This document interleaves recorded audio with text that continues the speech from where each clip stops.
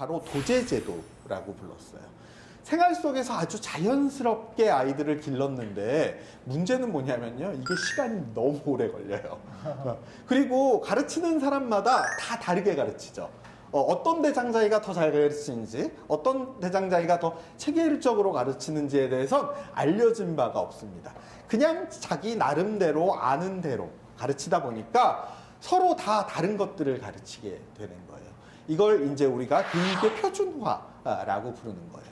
그래서 교육과정의 표준화가 일어나지 않기 때문에 너무 더디기도 하고 배우는 대로 다 다른 방식으로 배우게 되는 거죠. 이게 그 전근대 수공업 사회에서는 충분히 의미가 있는 일이었어요. 아까 말씀드린 대로 우리가 세상을 그렇게 빨리 살 필요도 없었고요. 그냥 자연스럽게 배우다 보면 나도 아빠처럼 농사를 짓고 엄마처럼 집안일을 하게 되고 우리 동네 대장장이처럼 대장자이가 됐던 거죠. 이 시대에는 소품종 소량 생산의 시대였기 때문에 그게 충분히 가능했었던 거예요. 내가 만들 줄 아는 재주를 가지고 최대한 만들어내는 거였으니까요. 그런데 아까 말씀드린 대로 산업혁명이 일어났습니다. 공장이 생겼어요. 모두가 다 도시로 몰려가기 시작했죠. 그리고 거기에서 우리가 도시에서 요구하는 것들을 하기 시작했어요. 그 속도감을 따라가야 되는 순간이 온 겁니다. 그러다 보니까요, 이 대량 생산의 시대에 그렇게 생활 밀착형으로 오랜 시간 동안 기다리다간 얘를 공장에서 언제 써먹을지 모르는 거예요. 그래서 빨리빨리 공장에서 써먹을 만한 지식만을 다이제스트로 빨리 가르쳐서 얘네들이 그것만 배워가지고 공장의 산업 역군이 되도록 길러내는 거. 이렇게 해서 필요로 만들어진 기관이, 대량 생산의 기관이 바로 학교라고 하는 제도입니다. 이해가 충분히 되시죠? 자, 이렇게 말씀드리면 더 이해가 빠르실 것 같아요. 자, 학교라고 하는 공장에요, 교실이라고 하는 컨베이어 벨트가 있습니다. 그 컨베이어 벨트에 학생이라고 하는 원재료가 올라가 있어요. 그러면 그 컨베이어 벨트가 학생이라고 하는 원재료를 태우고 국어교사라고 하는 노동자 앞에 옵니다. 그러면 국어교사는 뭘 합니까? 국어지식이라고 하는 나사를 조립하죠. 자, 이 조립이 잘 되었는지 안 되었는지는 어떻게 판정하죠? 시험 보면 합니다. 그죠? 시험 봐서 불량률은 줄이고, 잘 조립된 아이들만 다시 컨베이어 벨트가 그 다음 시간에 종이 때르르릉 울리면 영어 교사라고 하는 노동자 앞에 오는 거죠. 영어 지식을 조립해요. 그렇게 해서 이 컨베이어 벨트가 12년이라고 하는 초중등 교육을 다 마치고 나면 산업사회의 역군이라고 하는 완제품이 나와서 세상으로 공급되는 거예요. 이 공장식 대량 생산 시스템과 학교라고 하는 교육 시스템이 얼마나 똑같은가 충분히 이해가 되시죠. 그리고 중요한 건 그게 나쁜 게 아니었다는 거예요. 그게 그 시대가 요구한 것이었어요. 우리 사회는 산업사회의 역군을 필요로 했고 그 사람들을 잘 길러서 산업사회가 잘 굴러가도록 하는 것, 그것을 통해서 우리 아이들이 잘 먹고 사는 것, 이게 중요했던 거죠. 사실은 그게 우리 아이들이 아니라 우리 부모님 세대의 이야기입니다. 그렇게 해서 우리가 교육이라고 하는 것을 학교라는 제도를 통해서 만들어 나가기 시작했던 거죠. 그런데 문제는 뭐냐면요, 시대가 변화하고 있다는 겁니다. 그래서 우리가 이것을 후기 근대 산업사회라고 부릅니다. 자, 후기 근대 산업사회라는 건 뭐냐면요, 중요한 건 다품종 소량 생산의 시대가 왔다는 겁니다. 자, 차이는 뭐냐면요, 옛날에는 우리가 산업사회 초기에는요, 나도 가졌다가 되게 중요했었어요. 제가 저희 때는 국민학교예요. 또 초등학교가 아니라. 국민학교를 다닐 때 최초로 우리나라에 이렇게 승리의 기호가 있는 특정 상표를 얘기하지 않기 위해서 뭔지 아시죠? 승리의 기호가 있는 그 상표가 우리나라에 처음 들어왔어요. 그러면서 한 반에 그 상표를 신을 수 있는 아이들과 나이스를 신는 아이들 맞아요. 소위 짝퉁이죠. 이렇게 나뉘기 시작합니다. 그러니까 그 당시에 저희한테 중요한 건 뭐였냐면 나도 이 상표를 가진 신발을 가졌다. 나도 가졌다가 되게 중요했었어요. 대량 생산의 시대에 그런 게 중요했던 거죠. 저희 아들이 농구를 굉장히 좋아해서 농구를 얼마나 열심히 했는지 농구화가 이렇게 입이 벌어졌어요. 그래가지고 제가 아무리 그래도 아빠가 너무 가난해서 농구화조차 못 사줄 만한 형편은 아니다.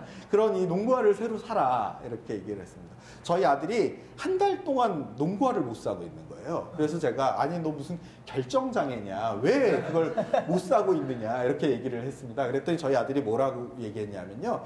자기가 원하는 건 2010몇 년도 에어조단의 무슨 모델이래요. 근데 그게 이미 우리나라에는 단종이 돼서 없대요. 그래서 외국에서 직구를 해야 되는데 이게 또 진짜인지 아닌지 사기인지 모르겠다는 거예요. 그래서 자기가 그걸 검증하는데 시간이 오래 걸린답니다. 제가 그 얘기를 듣고 무슨 생각이 들었냐면 우리 세대는 가졌느냐 못 가졌느냐 그 상표가 붙은 것이 있느냐 없느냐가 중요한 시대였다면 우리 아이들의 세대는 그 중에서도 아주 특정 모델 이게 중요한 거예요. 난 달라. 난 뭔가 다른 것을 가졌어.가 훨씬 더 중요한 시대인 겁니다. 나는 가졌어. 나도 가졌어가 중요한 시대와 난 달라가 중요한 세대. 이건 완연한 차이가 있는 거죠. 이렇게 한번 생각해 보세요. 오늘 여기 이 자리에 오시려고 굉장히 비싸다고 하는 명품 옷을 몇백만 원짜리라고 합시다. 그거를 벼르고 별러서 사가지고 탁 입고 오셨어요. 근데 와가지고는 똑같은 옷을 입은 사람을 만난 거예요. 어떤 마음이 드시겠어요? 어머 너도 입었구나 이런 마음이 들까요? 아니면 아이씨 가서 갈아입고 올까? 후자일 가능성이 훨씬 높죠. 그러니까 우리가 이런 얘기를 하는 건 뭐냐면요. 우리는 이제 난 달라. 그래서 광고들을 보면 나를 주어로 해서 다르다는 이야기를 굉장히 많이 하고 있어요. 시대를 반영하고 있는 거죠. 자, 이것을 우리가 아까 말씀드린 대로 후기 근대 산업사회라고 부르고 다품종 소량 생산의 시대다 이렇게 얘기하게 되는 겁니다.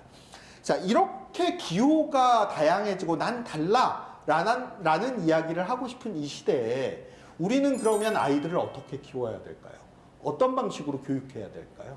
우리 애는 되게 독특한데 그 아이를 아까 말씀드린 그 상자 속에 들어가서 피라미드에 잘 맞춰서 살아 라고 얘기하는 게 맞을까요? 아니면 다르면 다른 대로 살아 이렇게 얘기하는 게 맞을까요?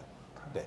그런데 우리가 그 문제를 교육적으로 해결하지 못했어요. 그리고는 근대 학교의 시스템을 그대로 밀어붙였죠. 이대로 그냥 살아. 이렇게 학교에 그래도 못 맞춰서 잘 사는 건 중요해. 이렇게 얘기하면서 아이들을 길러왔던 겁니다. 그런데요, 저희 세대만 하더라도 그래야 되는 줄 알았어요. 그렇게 말하면 그렇게 해야 되는 줄 알았습니다.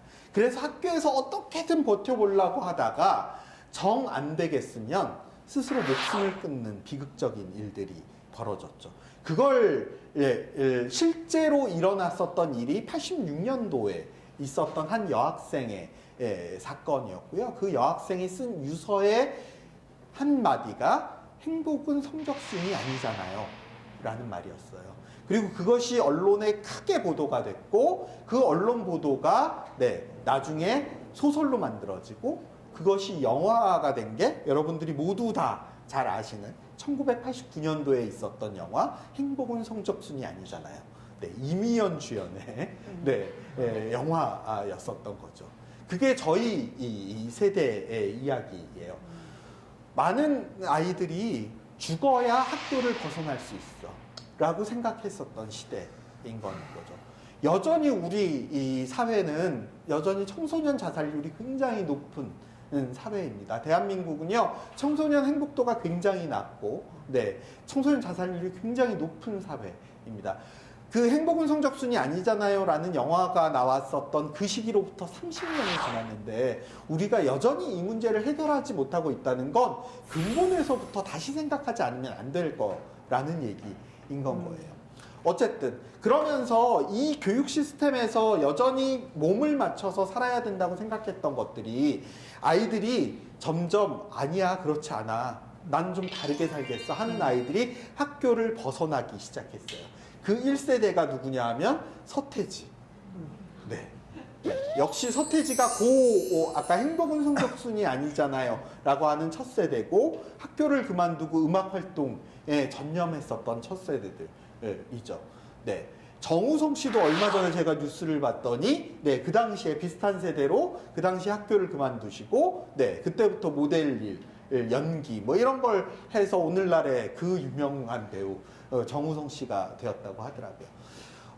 그로부터 한 10살 정도 밑에 그 다음 세대들은요, 드디어 학교를 과감하게 뛰쳐나오는 아이들이 꽤 많아지기 시작했습니다. 얘네들을 우리가 뭐라고 부르냐 하면 탈학교 청소년이라고 불렀어요. 이 당시에 탈이라고 얘기하는 건요, 학교로부터 밀려나고 쫓겨났다는 의미가 아니라 스스로 탈출했다는 이야기가 됩니다. 굉장히 용감한 아이들, 자기의 삶을 스스로 주체적으로 도전하는 아이들이라는 의미에서 탈학교 청소년이라는 이야기를 했고요. 이게 이제 90년대 중후반 이야기예요. 그러면서 우리나라에서 대안교육이라고 하는 이야기가 처음 나온 것도 역시 같은 시기이고요. 우리 사회에서 학교 붕괴라고 하는 이야기를 처음 하기 시작한 시점도 바로 이 시점입니다. 90년대 중반부터 요 이야기들이 우리 사회에 다 들어선 것들이 바로 이 후기 근대 산업사회의 시대적인 변화와 함께 맞닿아 있다라고 생각하는 겁니다. 제가 여기서 드리고 싶은 핵심적인 얘기는 뭐냐면요, 학교라고 하는 제도는 분명히 그 시대가 요구하는 어떤 필요에 의해서 만들어진 제도라는 거예요. 그리고 시대가 변했고 우리의 아이들은 전혀 다른 패러다임 속에서 살아가게 될 거라는 거죠. 그 패러다임은요, 우리가 이해하지 못하는 패러다임인 건 거예요. 그래서 이것을 사회학자들은 뭐라고 설명하냐 하면 이주민과 원주민이라고 하는 말로 설명합니다. 예를 들면 이런 거예요. 여러분들이 어디 외국에 이민 가셨다고 생각해 보세요. 이민자죠. 그죠? 네. 이민자는요, 말도 설고요. 영어들 아주 잘하세요? 네. 뭐 꼭 영어 쓰는 나라로 이민 갔다고 할 수 없잖아요. 뭐 프랑스어, 독일어, 뭐 어느 나라거든. 네. 그곳에 말도 못하는 내가 이민 갔다고 생각해 보십시오. 얼마나 섬찟합니까? 정말 하는 것마다 다 서럽고, 네, 힘들고 어려울 수밖에 없겠죠. 네. 그런데 우리는요, 이 시대가 어떻게 되냐면 농경사회로부터 산업사회로 변화했습니다. 우리 부모님들은요, 태어나 보니까 농경사회였어요. 그죠? 농경사회의 원주민이었던 거예요. 그런데 사회가 산업사회가 됐어요. 그래서 어느 날 갑자기 산업사회 이주민이 되셨습니다. 우리 부모님들이 그 이주민으로서 그 사회에서 살아남기 위해서 너무너무 힘든 시간들을 보내셨던 거예요. 여러분들 국제시장이라는 영화 보셨죠? 그래서 그 힘든 것들을 견뎌내기 위해서 독일에 가서 탄광 노동자도 되고 뭐 힘들게 어렵게 시장에서 장사를 해가면서 살아오셨던 거예요. 이주민으로서 살아남기를 하셨던 거죠. 그런데요, 그 자식 세대인 우리는요, 이미 산업사회에서 태어났죠. 아까 말씀드린 대로 제가 어렸을 때 이미 이 상표 달린 것들이 공장에서 막 나오기 시작했어요. 그러니까 우리는 산업사회에 굉장히 익숙해 있는 산업사회의 원주민이에요. 그런데 난데없이 우리가 어른이 되고 나니까 요즘 디지털 혁명이 막 일어났어요. 그래서 우리는 디지털 시대로 온 이주민들입니다. 그래서 제발 좀 신제품 좀 안 만들어줬으면 좋겠잖아요. 새로운 뭐 나오면 그거 기기를 배우느라고 아주 고생을 해요. 그런데 그 기기가 안드로이드건 뭐 iOS를 쓰건 간에 우리 애들은요, 줘봐, 뚝딱뚝딱 이렇게 하는 거야 라고 가르쳐 주죠. 왜 그래요? 걔네들은 이미 디지털 시대에 태어난 원주민이기 때문에 그렇습니다. 우리 같은 디지털 시대 이주민들이 감히 명함을 내밀 수 없을 정도로 새로운 시대에 이미 타고난 아이들인 거죠. 자, 그런데 이렇게 한번 생각해 보세요. 이주민이 와가지고는요, 아주 가당치도 않게, 아니 내가 원래 쓰던 말을 왜 니네들 안 배워놓고 있었던 거야? 우리가 원주민인데 우리 사회에 와가지고는 아니 진작에 영어를 배워놨었어야지. 난 영어밖에 못할 건데. 내가 올 줄 알고 있었어야 될 거 아니야. 이렇게 얘기한다고 생각해 보십시오. 얼마나 어처구니가 없겠습니까? 우리가요, 아이들에게 어른들이 하는 대로 해. 그게 맞아. 라고 얘기하는 건 애들 입장에서 보면 이렇게 어처구니가 없는 일입니다. 걔네들이 원주민이고요. 우리가 이주민이에요. 우리가 그 아이들의 언어를, 그 아이들의 문화를, 그 아이들의 삶의 패턴을 배워야 되는 거죠. 그러니까 내가 안다라고 생각하는 건 큰 오산입니다. 자, 부모 되기의 첫 번째 중요한 건 뭐냐? 우리는 미래에 대해서 아무것도 모른다. 앞으로 어떤 세상이 올지 절대 예측할 수 없다. 이게 기본 전제입니다. 그러니까 엄마 아빠가 살아보니 이렇게 얘기하는 건 우리 아이들에게 절대 맞지 않을 거라는 거예요. 점쟁이 빤스를 주워 입지 않는 한 절대 맞출 수 없는 일입니다. 그러니까 우리 아이들에게 부모가 아는 것으로 강요하지 말자. 이게 첫 번째인 겁니다. 아이들은 아이들 나름의 삶의 방식이 있을 수밖에 없다. 그런 의미에서 저는 우리가 예전에는 자연 발생적인 교육으로부터 출발했었다고 한다면 그 근대 학교라고 하는 대량 생산의 시스템, 학교 1.0의 시스템이 있었죠.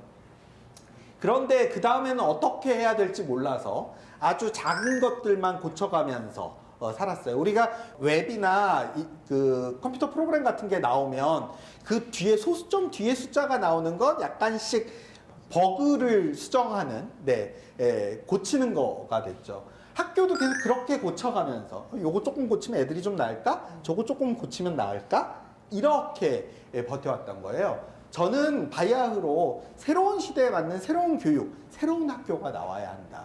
가정에서도 새로운 교육을 고민해야 한다. 이렇게 생각합니다. 그것을 우리는 학교 2.0, 교육 2.0이라고 생각하자. 그것을 어떻게 만들 것인가를 함께 고민했으면 좋겠습니다. 그 이야기를 하기 위해서 저는 알버트 아인슈타인의 이야기를 인용해 보려고 합니다. 알버트 아인슈타인이 이렇게 얘기했어요. 모든 존재는 다 천재다. 그런데 그 천재적인 요소를 다 무시하고 한 가지 잣대로만 잰다. 이렇게 얘기하는 순간 그 한 가지에 적합한 존재를 제외하고 나머지는 다 평생을 자기가 바보라고 생각하면서 살아갈 것이다. 이렇게 얘기한 거죠.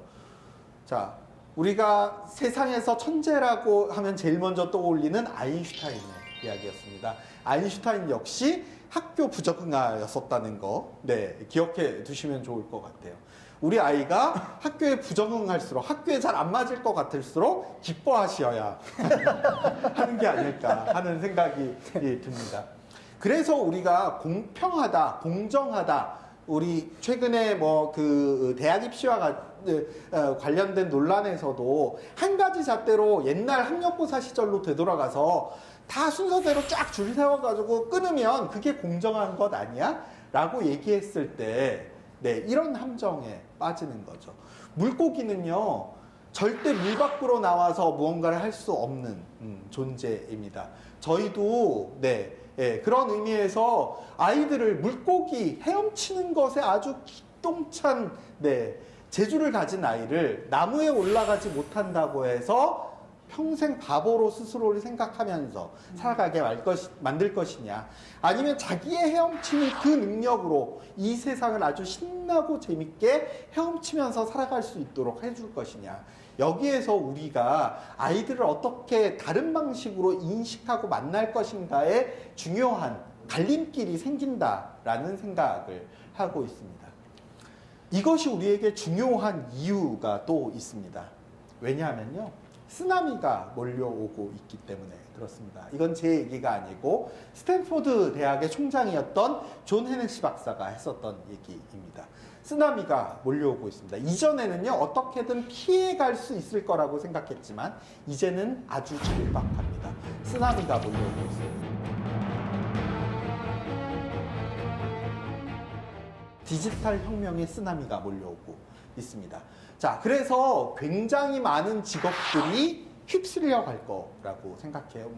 뭐도 없어지고, 뭐도 없어지고, 10년 뒤에는 몇 개의 직업이 없어지고, 이런 식의 뉴스들을 굉장히 많이 보셨을 겁니다. 실제로 일어날 일이죠. 그것이 그리고 하나하나씩 없어지는 것이 아니라 대규모로 없어질 겁니다. 그런데 우리는 아이들에게 뭐라고 얘기하냐면요. 쓰나미가 몰려올 거니까 맨 앞에서 도망가. 이렇게 얘기하는 겁니다. 맨 앞에서 도망가는 게 뭐예요? 네, 공무원, 교사, 네, 정년을 보장받는 직업을 가지면 맨 앞에서 먼저 휩쓸려 가지 않고 맨 앞에서 도망갈 수 있을 거야. 이렇게 얘기하는 거죠. 그런데 잘 생각해 보십시오. 우리가 얼마나 이 정년을 보장받는 직업들이 언제까지 정년을 보장받을 수 있을까요? 지금은 그렇죠. 우리가 지금 아는 것들입니다. 그런데요, 예를 들면 고객 응대의 대부분들을 요즘은 AI가 하고 있습니다. 공무원들도 민원 해결을 심지어 AI가 하기 시작했죠. 지금만큼의 공무원 숫자가 언제까지 필요할까요? 저는 급속도로 줄어들 수밖에 없을 거라고 생각합니다. 그러면 공무원들도 잘리는 시대가 오겠죠. 교사는 좀 버틸 수 있을까? 이렇게 한번 생각해 봅시다. 저는 굉장히 회의적인데요. 예를 들면 이런 겁니다. 저희 아들하고 어느 날 텔레비전을 같이 보고 있었어요. 그런데 우리 그 유시민 작가님 아시죠? 네. 그분이 텔레비전에 나오셨는데 유시민 작가님 워낙 박식하시고 말씀도 잘 하시잖아요. 저희 아들이 물어봤어요. 그래서 아빠, 저 아저씨는 누구야? 되게 똑똑하다. 이렇게 얘기한 거예요. 그래서 제가 저희 아들한테 이 기회를 통해서 우리 아이들에게 유시민에 대해서 가르쳐줘야 되겠다 라는 이 선생 본능이 막 발동을 한 겁니다. 그래서 제가 한 5분간 저희 아들에게 유시민에 대한 강의를 막 했습니다. 그랬더니 저희 아들이 듣고 있다가 주머니에서 이렇게 핸드폰을 꺼내더니 초록색 창을 이렇게 꺼내더니 거기다가 유시민 이렇게 찍는 거예요. 클릭 하더니 이렇게 쓱 읽어봅니다. 그러더니 저한테 뭐라고 얘기했냐면 아빠가 얘기한 것 중에 대충의 줄거리는 맞았는데 디테일이 많이 틀렸네? 이렇게 얘기하는 거예요. 자, 제가 그걸 보면서 정말 큰 깨달음을 얻었어요. 우리가 무언가를 가르치려고 드는 것이 이런 것이구나. 초록색 창을 꺼내서 찍어서 읽어보면 30초 만에 해결될 문제를 내가 5분씩이나 떠들고 앉아 있었구나. 그것도 아주 부정확한 지식들을. AI라는 시대라는 게 이런 건 거죠. 우리 아이들은요, 이제는 뭐든지 찾아보면 해결할 수 있는 정보의 홍수 속에 있습니다. 그러니까 우리가 아이들에게 가르쳐야 될 건 정보나 지식이 아닌 거예요. 있는 팩트들을 가르치는 건 의미가 없어요. 오히려 그것들을 어떻게 찾아낼 것인지, 어떻게 그것을 가공해서 자기의 것으로 만들 것인지가 훨씬 더 중요한 것이죠. 그래서 쓰나미가 몰려오는 시대에 앞에서 도망가라 라고 얘기하는 건 의미가 없습니다. 네, 가르치는 일도 이제는 점점 더 의미가 없어질 거예요. 그래도 외국어를 가르치는 건 중요하지 않습니까? 이렇게 말씀하시죠. 영어 교육 어머님들, 아버님들이 아주 늘 끌탕하시는, 어떻게 하면 좋죠? 해답이 없는 거예요. 그런데요, 영어가 과연 얼마나 앞으로 더 중요할까요? AI가 귀에다가 이어폰 하나 꽂고 다니면 들리는 대로 바로 한국말로 해석해주는 시대가, 통역해주는 시대가 지금 곧 올 텐데. 저는 교사들이 이 정년 보장이 안 되고 잘리기 시작한다면 언어 교사들이 제일 먼저 잘릴 것이다. 이렇게 생각합니다. 제 아주 거친 예측이 아니고요. 실제로 우리 미래 학자들이 하는 이야기들입니다. 그러면 언어를 가르치는 게 의미가 없느냐? 그렇진 않습니다. 그죠? 왜냐하면 우리는 늘 소통하고 함께 살아갈 수밖에 없기 때문에 그렇습니다. 그러니까 언어를 가르치는 것은 지금처럼 영어 단어 하나를 더 외우는 것이 아니라 내가 하고 싶은 이야기를 분명하게 전달하고 다른 사람과 잘 소통하는 일이어야 하는 거죠. 제가 지금까지 드린 말씀이 모두 다 지금까지 우리가 산업사회를 살아오면서 생각했었던 패러다임들이 완전히 바뀌고 있다라는 말씀을 드리고 있는 겁니다. 자, 그러니까 쓰나미가 몰려온다고 할 때 우리 아이들은요, 맨 앞에서 도망가야 되는 게 아닐까요? 그 파도를 타고 놀 줄 알아야 되는 거예요. 파도가 오는 것을 두려워하지 않는 아이들, 이 아이들로 기르는 것. 어떤 파도가 오든 재밌겠는데 한번 타볼까? 라고 생각할 줄 아는 아이들로 기르는 것이 굉장히 중요하다. 이렇게 생각합니다. 제가 그래서 요즘 열심히 이 강의할 때마다 하고 다니는 이야기가 뭐냐면 내비맘에서 서핑맘으로 우리를 바꾸자 이렇게 얘기하는 겁니다. 자, 내비게이션이라고 하는 건 뭐죠? 그 안에 모든 지도가 다 들어 있습니다. 그리고 여기서부터 저기까지 가는 가장 빠른 길을 이미 다 알고 있죠. 그래서 여기서부터 100m 전진, 직진, 저기서 우회전, 저기서 좌회전 이렇게 아이를 키우는 것이 바로 내비맘이죠. 네. 아버님들도 몇 분 계시니까 내비파일 수도 있겠습니다. 자, 그 전제는 뭐냐면 우리 안에 모든 지도, 제일 빨리 가는 그 길이 있어야 된다는 얘기입니다. 근데 아까 제가 뭐라 그랬습니까? 우린 아무것도 모른다가 기본 전제.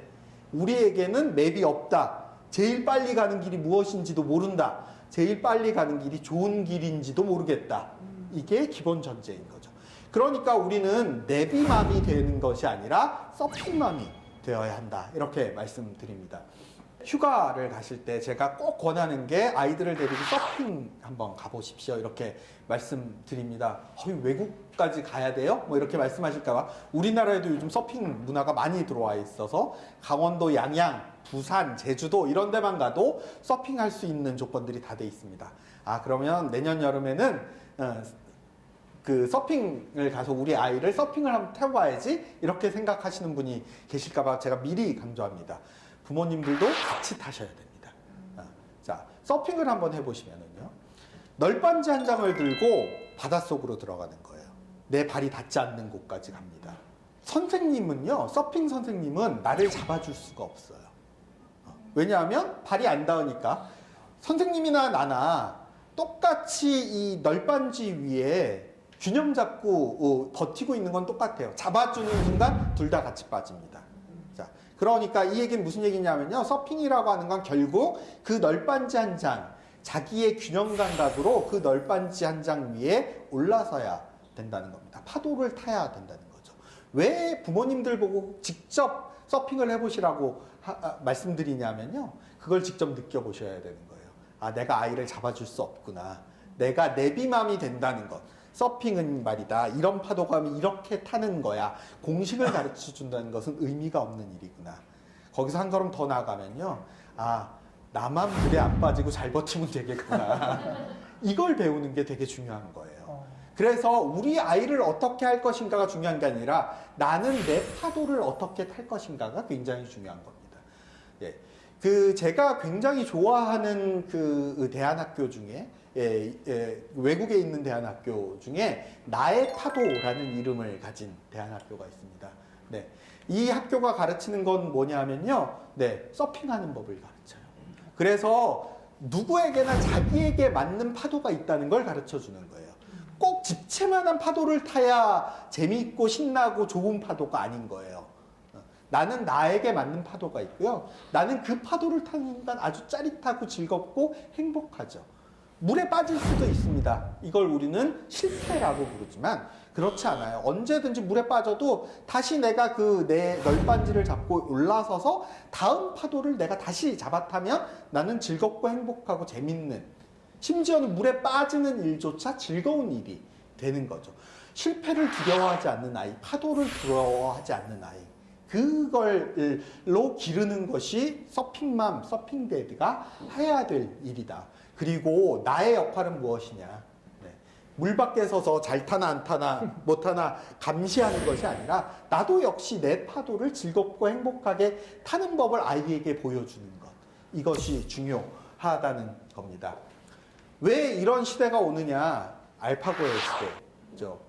네, 알파고도요 그냥 있는 것이 아니라 점점 진화합니다. 그래서 이세돌 구단을 이겼었던 알파고가 지금의 알파고가 아닙니다. 알파고는 점점 더 발전하고 있고요. 그래서 이 어느 수준에 올라온 이 알파고는요 심지어 창의력까지 갖췄다 이렇게 얘기합니다. 그 이전의 알파고들이 두지 못하는 아주 놀라운 수들을 두기 시작했다는 거예요. 너무너무 창의적인 수를. 이 얘기가 우리에게 던지는 화두는 뭐냐 하면요. 네. 창의성 역시 우리가 이제는 인공지능에게 안 된다라는 얘기입니다. 예전에는 교육의 목표가 창의적 인간을 기르는 거였어요.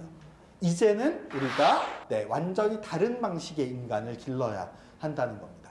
그럼 어떤 인간을 길러야 할 것이냐? 저는 스마트폰 이야기를 하면서 마지막으로 좀 정리해 보려고 합니다. 스마트폰이 우리에게 놀라운 혁명을 가지고 왔어요. 이게 무슨 얘기냐면요. 이전의 핸드폰은요. 점점 작아지고 점점 잘 터지게 됐죠. 그런데 점점 작아지는 건 제가 어떻게 한다고 해결되는 문제가 아니잖아요. 그죠? S전자가 점점 작게 만들어줘야 제가 그걸 사서 작은 핸드폰을 쓰죠. 네. 그런데요, 요즘 핸드폰은 물론 뭐 계속 신제품이 나오기는 합니다만 핵심적인 건 뭐냐면 내가 필요한 앱을 내가 다운받아서 쓴다. 구성의 능력이 중요합니다. 그래서 저랑 똑같은 스마트폰을 쓰시는 분이 여기 계신다고 하더라도 그분의 스마트폰과 제 스마트폰이 똑같지 않습니다. 그죠? 저는 제가 필요한 앱들을 구성해서 쓰고, 여기 계시는 부모님은 부모님이 필요하신 앱을 다운받아서 쓰시는 거죠. 그러니까 내가 어떤 앱을 어떻게 다운받는가, 내가 뭘 필요하다고 생각하는가가 중요합니다. 저희 어머님이 지금 이제 조금 있으면 90이 다 돼 가시는데요. 스마트폰을 새로 사드렸어요. 큰 거, 화면 큰 거를 원하신다고 해서. 네. 어머니가 필요하신 앱을 제가 다운받아서 쓰실 수 있게 해드릴게요. 이렇게 말씀드렸더니 저희 어머니가 뭐라고 말씀하셨냐면, 내가 뭘 필요한지 내가 어떻게 아니? 이렇게 말씀하셨어요. 전 그게 핵심이라고 생각해요. 아무리 스마트폰이 있다고 하더라도 내가 뭘 필요한지 모르면 쓸 수가 없는 거죠. 그런데 우리 아이들이요, 엄마 나 지금부터 뭐 하고 놀아? 이렇게 물어본다고 상상하십시오. 뭘 필요로 하는지 자기도 모르는 거예요. 심지어 놀이가 인간의 가장 근본적인 본능이라고 얘기하는데도 난 뭘 하고 놀지 모르는 거예요. 고작 아는 게, 그죠? 네, 스마트폰을 가지고 노는 거 말고는 뭘 하고, 자기의 본능을 모두 다 잃어버리는 거죠. 우리가 이렇게 본능을 잃어가는 아이들로 상자 속에 가둬서 키우는데 이제 한계에 도달했어요. 우리 아이들은 완전히 새로운 방식으로 자기의 본능대로 살아갈 수 있도록 해줘야 되는 겁니다. 그래서 첫 번째로는 자기의 본능을 잘 아는 아이로 키우자. 두 번째는요, 스스로 무언가 구성해서 엄마 나 지금 뭐 하고 놀아? 나 뭐 먹어?가 아니라 자기가 필요한 것들을 스스로 끄집어내서 자기가 탐험하고 그걸 구성해서 쓸 줄 아는 아이. 이걸 우리가 뭐라고 부르냐면 자기주도적 학습이라고 부릅니다. 내 본능을 스스로 알고 그것을 스스로 만족시킬 줄 아는 아이들이 자기주도적 학습에 익숙한 아이들입니다. 세 번째는요. 4차 산업혁명의 시대는 너무 복잡해서요. 한 명의 천재가 모든 것을 다 알 수 없는 시대입니다. 그러니까 내가 아는 것과 정태호 씨가 아는 것 서로 만나면 우리의 시너지는 엄청나게 커지겠죠.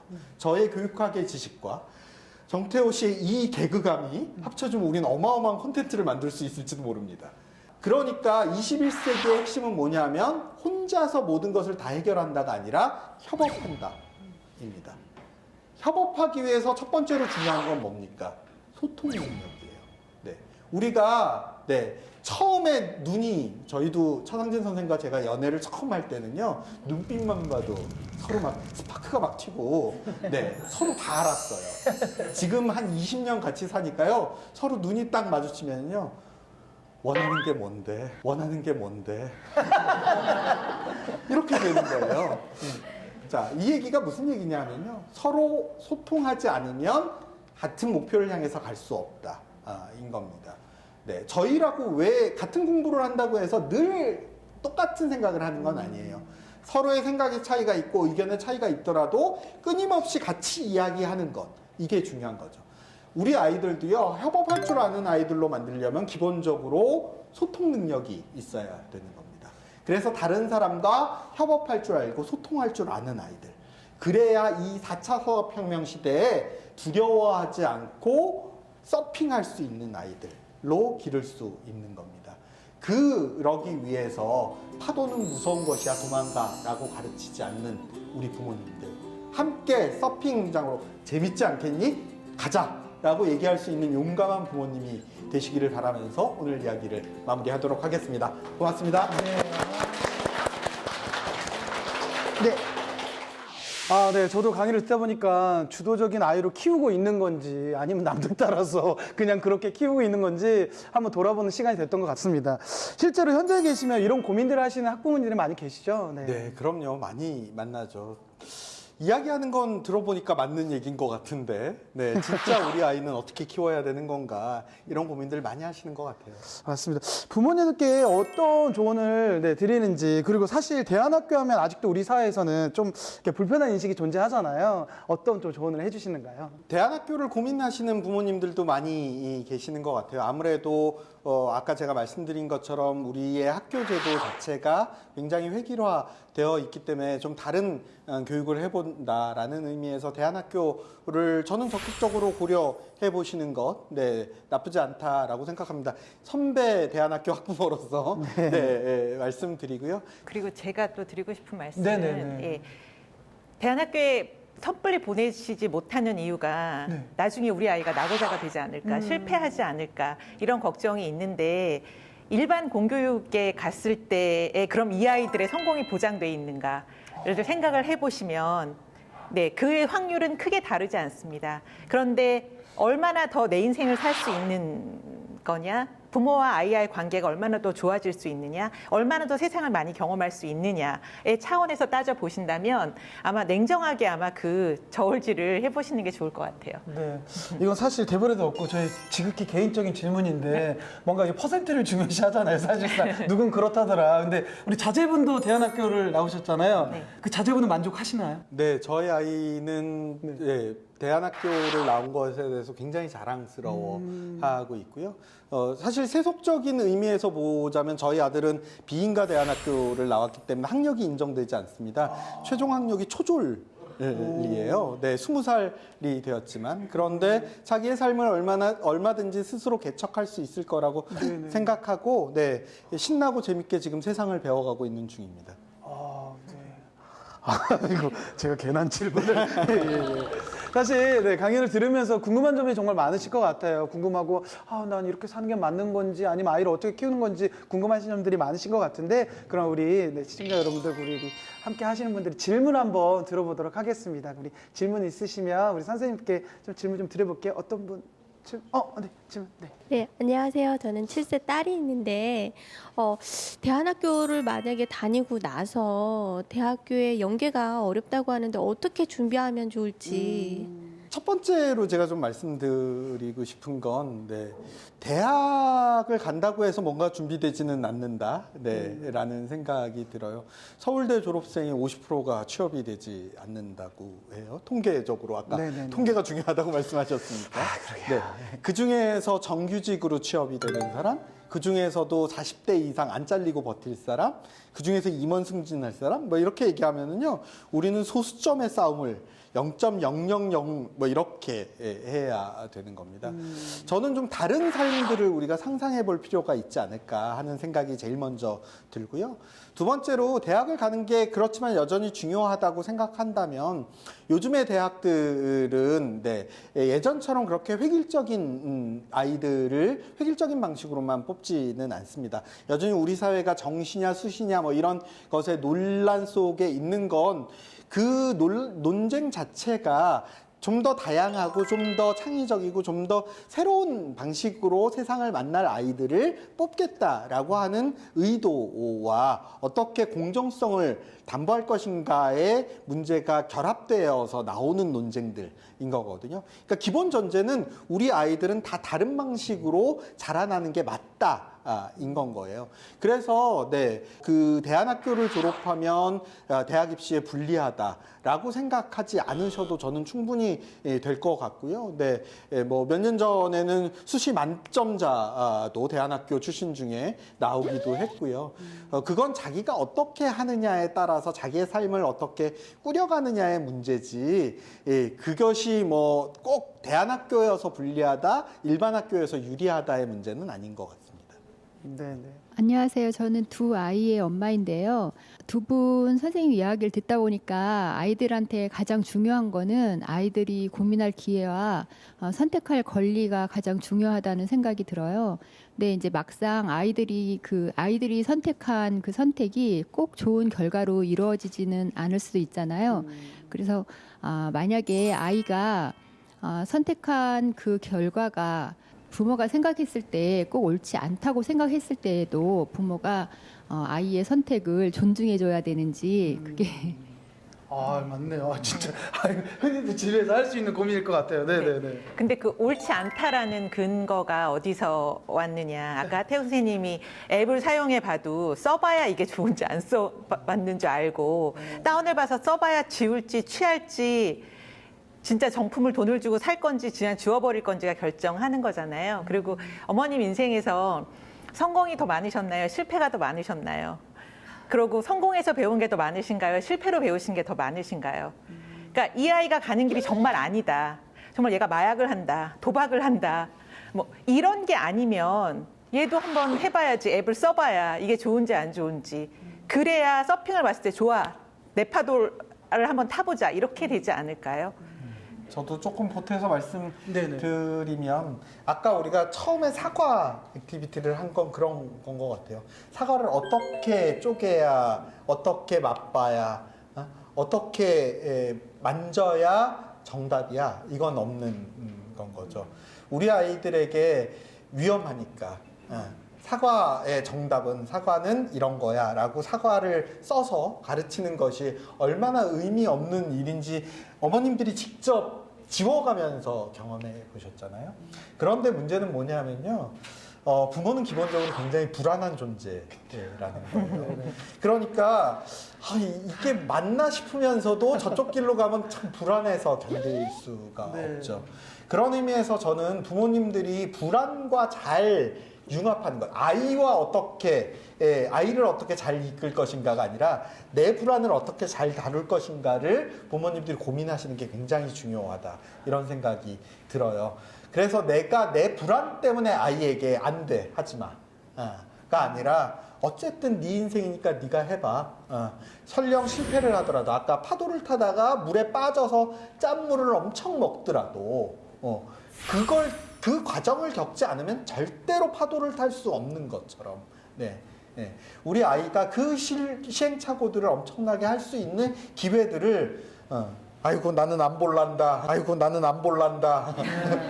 하는 마음으로 버틸 수 있는가 이게 중요한 것 같고요. 그래서 저희가 교사 교육을 할 때도 학부모 교육을 할 때도 교사와 학부모의 제1자질은 참을성입니다. 이렇게 말씀드리는 건 그런 이유에 있는 것 같아요. 나의 불안 때문에 뭔가 입을 대거나 아이들을 좌지우지하지 않고 참아야 하는 것. 이게 제일 중요한 것 같습니다. 지금 교육학 전공하고 있는 초보 엄마인데요. 이제 두 분 다 이제 교육학자시니까 여태 이제 공교육에 대한 비판을 많이 해오신 걸로 알고 있는데 이제 현재 우리나라 공교육의 가장 큰 문제점은 뭐라고 생각하시는지 또 그거에 대한 구체적인 해결책이 있다면 어떤 걸 제시해 주실 수 있으신지 궁금합니다. 네네네. 뭐 훅 들어왔어요. 그러게요. 네네. 지금 잘 다니고 있는데 지금 제가 대한민국의 교육을 모두 구원할 수는 없을 거라고 생각하고요. 네, 그렇지만 저는 지금 우리 교육의 가장 큰 문제는 뭐냐면 생각할 기회를 주지 않는 것. 이 가장 큰 문제라고 생각해요. 그래서 우리 아이들이 부모가 정한, 사회가 정한 남들처럼 하는 방식대로 당연히 가야 된다고 생각하죠. 그래서 영어 유치원을 나오고 사립초등학교를 나오고 국제중학교를 나오고 무슨 특목고를 나오고 나는 그 다음에 뭘 하지? 나는 어떤 사람인데 뭘 원하지? 그럼 어떻게 살아야지? 이런 생각을 할 기회를 전혀 주지 않고 당연히 그 다음 단계들을 그래서 대학을 나오면 당연히 취업을 해야 되고 당연히 회사를 다니고 당연히 결혼을 하고 당연히 이 당연히 때문에 우리가 다른 사람들을 남들처럼 육아하고 남들처럼 살아가야만 하는 것으로 우리 사회가 몰아가고 있는 게 저는 가장 큰 문제라고 생각하고요. 그런 의미에서 공교육이든 대안교육이든 교육 안에서 아이들이 자기 자신을 발견하고 스스로의 삶에 대해서 생각할 수 있는 기회를 주자는 것, 이것이 제일 중요하다고 생각해요. 그래서 공교육에서도 요즘은 자유학기제라든가 혹은 뭐 이 아일랜드의 전원학기 뭐 이런 것들, 뭐 그 덴마크의 에프터스콜레 뭐 이런 것들이 되게 중요하게 공교육이든 대안교육이든 계속 관심을 갖고 연구하고 우리나라에 도입하는 것들은 아이들에게 특히 초등 과정에서 중등 과정으로 가는 청소년기에 자기의 삶에 대해서 생각할 수 있는 시간을 주자는 거예요. 시험으로부터 아이들이 빠져나와서 적어도 한 학기라도, 적어도 1년이라도 나는 누구지? 난 어떻게 살아야 하지? 그런데 난 뭘 하지? 이런 고민들을 할 수 있는 진학이 아니라 진로에 대해서 고민할 수 있는 시간을 주는 것. 저는 이게 우리 교육이 제일 먼저 바뀌어야 될 핵심이라고 생각합니다. 네, 그리고 공교육을 비판한다고 그래서 오해를 많이 하시는데 저희가 공교육은 틀렸다 이렇게 말하는 게 아니라 아이들의 다름이 좀 인정됐으면 좋겠다. 그래서 우리는 학교 밖에서 아이들을 키웠지만 우리는 맞고 너네들은 틀려. 이게 아니에요. 우리 아이도 학교 밖에서 아이를 키웠지만 이것이 얘 인생이고 훌륭한 인생일 수 있다. 학교 안에 있는 아이들도 마찬가지다. 그 안에 다 다른 인생들이 있는데 그 다른 인생 하나하나가 다 존중받고 훌륭할 수 있다고 여겨졌으면 좋겠다. 그런 거죠. 7세 아이를 둔 엄마인데요. 대안학교를 보내고는 싶지만 비용적인 문제, 뭐 거리적인 문제 이런 걸로 공교육을 보낼 수밖에 없는 상황에서 대안학교 시스템을 혹시 가정에서 좀 학습 지도할 수 있는 방법이 있는지 궁금합니다. 예, 좋은 질문 해주셨어요. 네네. 사실 엄마들이 가장 고민되는 게 그런 부분이 아닐까 싶어요. 보내고는 싶지만 여러 가지 여건들이 안 됐을 때 가정에서 또 할 수 있는 방법들 혹시 뭐가 있을까요? 네. 네. 첫 번째로 좀 말씀드리고 싶은 건 대안학교가 그렇게 멀지 않다는 거. 그래요? 네. 네. 그렇게 비용이 많이, 물론 아주 비싼 대안학교들, 소위 귀족형 대안학교라는 곳들도 있어요. 저는 사실은 비용을 너무 많이 받는 곳들은 별로 건강하지 않다 이렇게 생각하고 있고요. 그럼에도 불구하고 요즘은 또 이 지자체나 국가로부터 대안교육에 대한 지원들이 조금씩 생기고 있는 추세이기 때문에 비용들은 점점 줄어들고 있기도 하거니와, 네, 원하시면 비용이 그렇게 많이 들지 않는 대안학교들을 찾아보실 수도 충분히 있고요. 주변에도 있고요. 또 저는 기숙학교에 아이를 보내는 것도 너무 두려워하시지 않았으면 좋겠다. 그것 역시 하나의 파도고 아이들이 타보는 게 좋다 이렇게 생각합니다. 그래서 대안학교는 너무 먼 얘기야 이렇게 생각하지 않으셨으면 좋겠다. 이게 첫 번째로 드리고 싶은 말씀이고요. 그 다음에는 어떻게 가정에서 대안학교를 꼭 보내지 않더라도 가정에서 어떻게 할 수 있는가, 오늘 저희가 2시간 동안 말씀 드렸어요. 아까 막 굉장히 열심히 받아 적으시던데, 네, 거기서부터 출발하시면 된다. 아이를 어떻게 바라볼 것인지, 아이를 어떻게 지원할 것인지, 내가 아이를 어떻게 끌어낼 것인지가 아니라, 어떻게 끌고 갈 것인지가 아니라, 아이가 자기 주도적으로 자기의 놀이와 기획을 어떻게 할 것인지, 나는 부모로서 그것들을 어떻게 지원할 것인지부터 시작하시면 된다. 네. 뭐를 가르칠까 고민하시지 말고 얘가 뭘 배우고 싶어 하나를 먼저 생각하시면 네. 그렇죠. 사실 아이들 교육하면 고민만 되고 뭔가 우울해지고 축 처지잖아요. 이 즐거움으로 조금 아이들을 바라봤으면 좋겠고 이런 강연도 들었으면 좋겠습니다. 그래서 저희 마지막으로 생뚱맞은 질문 할게요. 서핑 비싸나요? 네. 지금 바다를 좀 타야 될 것 같아요. 네. 아까 말씀드린 대로 우리나라에도 이제 서핑 문화가 꽤 많이 들어와서요. 제가 알기론 저도 뭐 업계에 있는 사람은 아니라서 잘 모르겠습니다만, 어렵지 않게 휴가로 한 번씩은 다녀오실 수 있지 않을까 하는 생각이 좀 드네요. 사실 부모들은 늘 그런 걱정을 하거든요. 그래서 내년 여름엔 저도 한번 도전해 보도록 하겠습니다. 오늘 두 분 좋은 강연 해주셨는데 마지막으로 우리 시청자 여러분들 그리고 우리 여기 계신 분들에게 하고 싶은 말씀이 있으면 꼭 전해주세요. 아까도 말씀드렸지만 네네. 최고가 있는 게 아니라 나한테 최선이 있는 겁니다. 네. 나한테 최선을 찾는 거, 내가 좋은 거 찾는 거, 내 마음이 편하게 찾는 거, 그게 제일 중요할 것 같아요. 아이를 키우는 일이나 내가 살아가는 일에 있어서. 맞습니다. 네. 그 차상진 선생이 이 부모님들의 마음에 대해서 말씀드렸으니까 저는 조금 다른 측면에서 마음 이야기를 해볼까 싶어요. 서핑을 한다는 건요, 해보시면 여름에 가서 해보시면 아시겠지만 굉장히 두려운 일입니다. 널빤지 한 장을 두고 바닷속으로 걸어 들어가는 거예요. 그런데 용기를 내지 않으면요 절대 파도를 탈 수가 없죠. 어떻게 대안학교를 보낼 수 있어? 어떻게 남들과는 다르게 남들이 다 하는 거 안 하면서 키울 수 있어? 굉장히 두려운 일일 수 있습니다. 저는 용기를 내시라고 말씀드리고 싶어요. 그 용기에 박수를 보내드리고 싶습니다. 네, 오늘 차상진 그리고 하태우 교수님 좋은 말씀 오늘 감사합니다. 고맙습니다. 네, 고맙습니다. 네.